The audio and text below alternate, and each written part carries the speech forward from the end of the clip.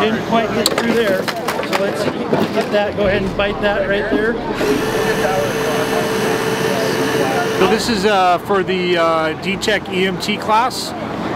They have to do extrication for one of their certificates, and so the Boise Fire Department comes out once a year and is generous enough to spend the time, let the kids play with the tools and cut up the cars and learn about how to remove patients out of auto accidents. I moved over here for this job. Okay. So I've been here for 17 years. Perfect. Yeah. Oh, this is obviously for the students to just kind of have an idea as they become EMT, so they have kind of a awareness level of what's going to go into an extrication, so they can better, protect the patient.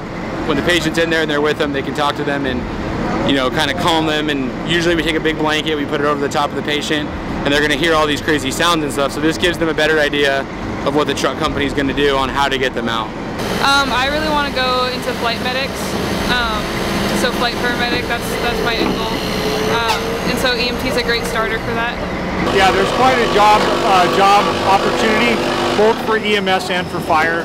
All the firemen have to have their EMTs to be a fireman as well, so it's a good combination of the two.